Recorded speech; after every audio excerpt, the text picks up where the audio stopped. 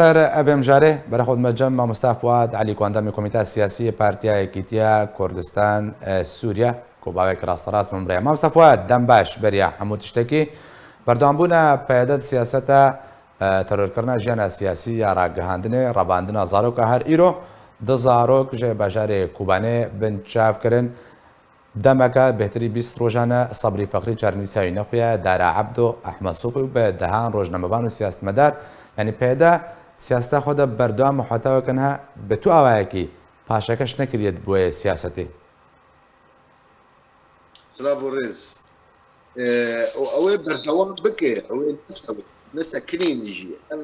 بەشەکە جستیاتەتاوی و استراتیجیاوی زارۆکە بکار بینە و زارۆک وەک دەبێ پەلەکە سپیە لەسەر دنویسینێن وەک ئەو دخوازن ئەو فەلسەفا خۆ دەخل سەریوی ئەو زارۆک دگێ باوەریەکێ جوێ فەلسەفەی چێتر دنیە تونەیە و تو استعداد الجەموی نامینە هەنکی دگوداری بکە ئەو ڕاستێ و ژێر گوتنە ئەڤ ڕاستێ و ڤایاژی سەریوی هاتنە یادن ئەڤ ئینسان بوو وەک ڕۆبۆت بوو وەک ڕۆبۆت ینی چوانە ژێربێژە ئەو سەحە و بالتالي نا مجيه خو دشغلينه ونا حاضرك مجيه خو بشغليجي و ترسي في سياسته بيجي لجموي زاروكي بيا دجمنه ملت ودجمنه باكاكي ودجمنه سروك ابو ولجموي بيا تشتكي مقدس وقت ايرو جمروفا كيف سلمان بيجي والله افدينه تقش الشاشه فدكذوي باوريه مخابن سرفي اساسي جي خو افا كرنه وبالا خو بدي كوادري واني انها خيانج مظلوم عبدج الهام جالدا كيش بزاروكي برن يعني وبالتالي اف سياسات اوي شكاري وان وكسك نكار وان فقرينه امريكا كاري امريكا جيرنا لازم مامۆستا فواد تەخۆژیتە گوت و وێ دوێ سیاستە بەردەوام بێ باشە حتا کەنگی ملەتێ کورد زارۆکێن کوردان وێ باجە سیاسەتە پێدێ بدنش بەرچێ سنوورێک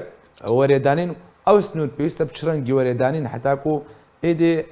خەڵکی ڕۆژاوای کوردستانێ باوایەکەم بێژن دڕەحەت کار بێ مالا خۆدە ژیان بکەین سینۆر نەما تێدانین دەما سینۆڕە گەمدەینن دەرباسن تشتي البر خلكي هي جوالات دركفن زاروكي خو خلاصكن تجبو دبستانا به تجبو لشكريان لچار به تجبو رواندنا زاروكي وان به افسي مجاري هري جرنجن بسياسته نجري داينه يعني او كساني بتخازن جيانا خو المال خو الخاني خو الجندي خو بك تو تكلي بسياسة جيرتونية ليش بو شباردك ياج بو زاروكي نرم في عسكرية في بارتية نباورة ياجي خندنا نباورة اف خندنا ما جاوي جابي ياجي ترسا زاروكي خدر اف نقري داي بشي سياسي تشتكي دنا بشي سياسي اغان هاتا درابورتا خد قلت دس بيدكن قدف بقرن دفي راجهاندني بقرن يعني دليل راجهاندني بقرن أفسد دما قلنا هيلن التلفزيوني بشكل منك حقيقته دبيجي نابه دبي وقوان بيجي يعني نمونا الروداو تريس دي حيشتي وقوان دقو بيست وقوان ندقو او بيستاياجي نكت سريوان جبرفيه كيجي روداو قرتن اروها زود كردستان بيشتو چار قرتن و بلي رنگي دميني ايجا ما تشل بروي اف خورتين دنفيسينن د مواقع ده وك صبري فخري واحمد عبدو ايدن وان بري ويجي عز الدين ملبرن وبري ويجي وبيزانن 2016 شكرج برازيم جنگين عليكو فبالتالي اف بري قشي بري خوي بدن فان خورتاني قدنجي ملت وإيشا ملت دقينن راقهاندني فبري خدانوان دواري سياسي دي بري خدابون انجمن اجتماعي كردي مامۆستا بخوردي فواد بەریگم دەرباسی وارێ سیاسی بنووسەرکردن ئەنە کەسیم خوازم لەسەریا ڕاگەهاندکاران بێتە ڕاوەستن یانیش بەرچێ دەدەما داویدا پشتی بتایبەتی بویەرێن حەسێکی پێشوچوونن حەسێکی و ئەو ڕاستەیەن کورسەر پەیدە و قەسەدی هاتنە ئەشکارەکردن هەلمەت ئاوا بژارێت لە دژی ڕاگەهاندکار و مەدیاکاران بوو سەدەمژێکی بوو پەیدەت وردە دخواست چ پەردەپۆش بکێ چ بگەێنە ڕاگەهاندکارندن او بري جين جير او بري جي دخستن في زختي بكن فبشتي زندانا حسكي وتشتي شيبو نابين اوان وداعش دي وكي بي حسيان انه امريكيا دستي فيه وان فكر هنكي ضغطي بكن ودست بيكرن يعني ولا تجاري نسا كان عندنا ظلم اخو وقرتنا خوشكي خو ليش بو امريكيا قالوا فانا نزيكي مجلس انه هنكي نزيكي وانبل بشتي زندانا حسكي ابروش استغلال كرن ودست بيكرن بفانكاري دكن وبردوام جي بكن دباوريا بدا حتى ضغطك ما زلنا باشە مامۆستا فواد ینی زارۆک و وادڕەبێنێ ڕاگەهاندکار دەنگێوان سەرکۆت دەکێ و سەر سیاست مەدار و سەرکردا یانوان بنچاوتیان واژیت کێ زیندانە دەیانی دووردەنها ڕۆژاوای کوردستانێکەتیە چق و ناغەکێدە پێدە سیاستاخوا دۆزا کوردی ڕۆژاوای کوردستانی خستیە چق و ناغەکێدا دو بەشێ پرساتە هەنێ یەک جێ ملت وەک مشتەرگ و طالما کەسێک تونەیە دووەجێ وان بسەکنە و بێئیدی بەسێ و ئەمڤەیە نەما قبول دکن و برەنگەکی چالاکی بەرڤانیە بکەن دەبەر ملت گاش تێڤیکێگە تونەیە چتکە ملت باز بزێ ji berveyekê jî bara xwe bidêneye herêma Kurdî serê sedî nekêmî pêncî jê derketiye bêguman nekêmî pêncî û ne rejîmê ew herêm tumebaran kiriye û ne tehteyê hatiye ev derketin ji ber peyedê reviyanê ser wan çarê gimiş dergo وبالتالي اوي بردوام بفي خلقي دركبه اگر ايرو كردستان دريفك يا تركي دريفك تي نما كسي ببين خلقي درج مالي خبر درج عردي خبر وزاروكي خو خلاص كن مخابن ام دروشه قلك خراب ودجوار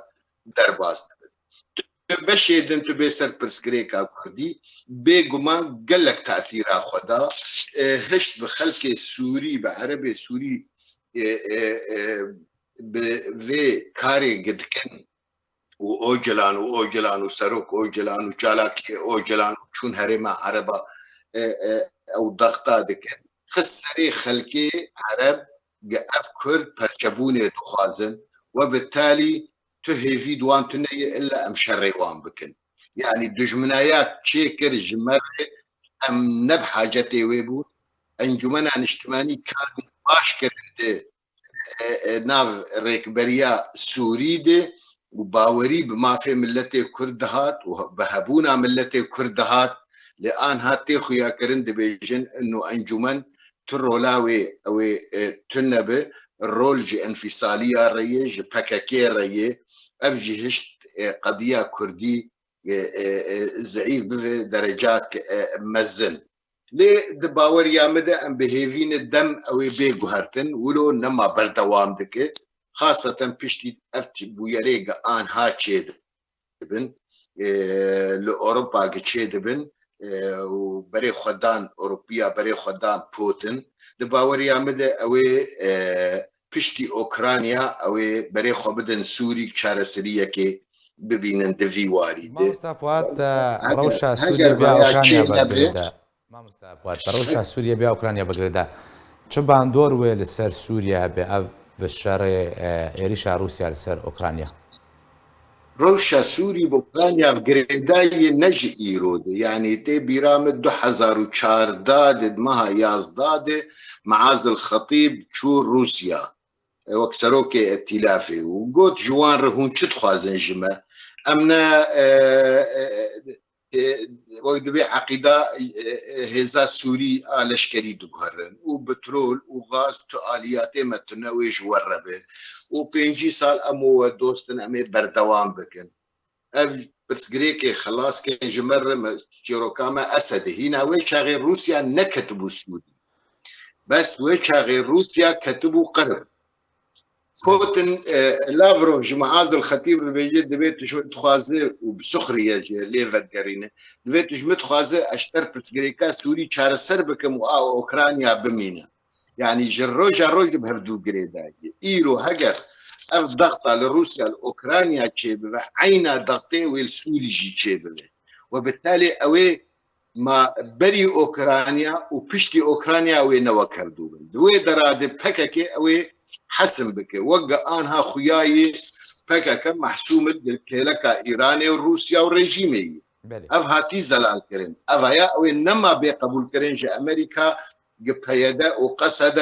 لسرد شريطه بليزن بالشف بكاكيرن وبروب امريكا رن او انما بقبول كرن وغيري ويجي او يجي روسيا جنايه قبول كرن دهندر سوري دي كيف اخذ بك ب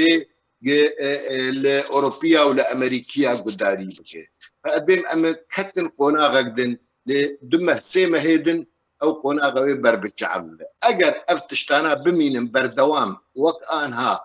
حيا ايرو ملتي كرد اوي دسوري دي سري صدي هفته اوي دركر درفا يختيار مختيار اوي بمينن اوي ترولا وان تنبه تسكريكا كرديجي بوي قدري سري صدي هفته اوي بكلمسه قالك سباس جبوي ماموستا فؤاد عليكو اندامي كوميتي السياسي بارتيا كيتيا كردستان سوريا كتب رابي